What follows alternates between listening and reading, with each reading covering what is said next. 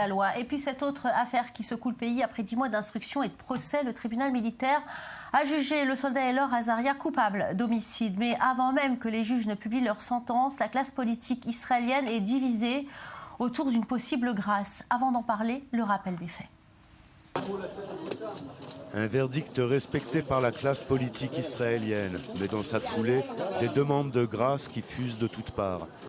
C'est une journée dure et douloureuse pour nous tous, avant tout pour Elor et sa famille, pour nos soldats et leurs parents.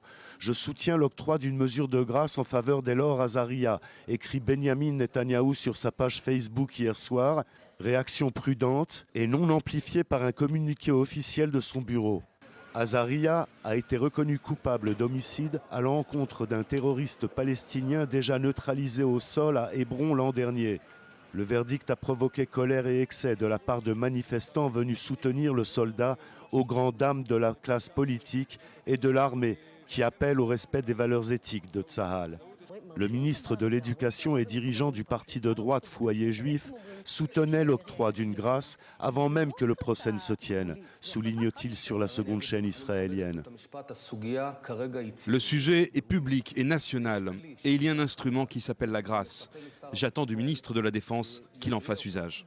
Le ministre de la Défense, quant à lui, refuse de s'exprimer sur une éventuelle demande de grâce. Je ne suis pas responsable des slogans et de l'ignorance de certains. Ni le gouvernement ni les ministres n'ont l'autorité de statuer sur les demandes de grâce. Seul le président détient cette prérogative.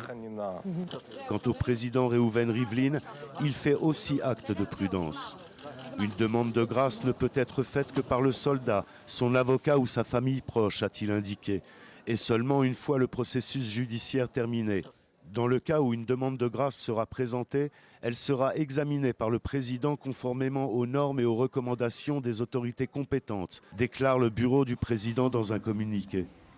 Alors cette affaire Azaria a eu un énorme retentissement international et en Israël, on l'a vu, elle a créé de nombreuses controverses. Les consignes de tir sont-elles suffisamment explicites? Que signifie l'expression neutraliser à tout prix un terroriste? Et l'armée doit-elle à tout prix soutenir les soldats lorsqu'ils sont en service? Valérie, vous avez résumé exactement le débat qui secoue la société israélienne depuis cette affaire du soldat de Hebron.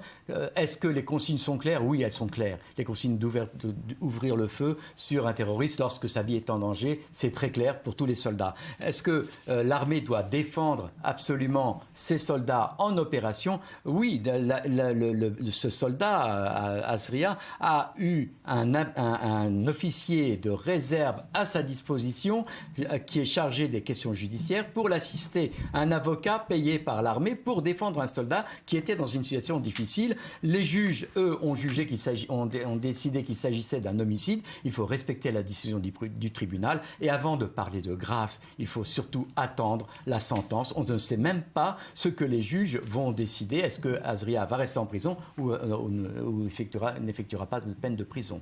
D'autant, Isabelle, qu'un projet de loi a été déposé.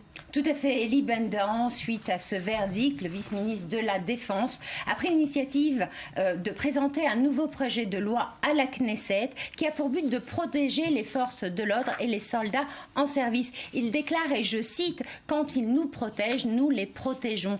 Donc on attend vraiment dans quelques semaines la peine du sergent Elor Azaria.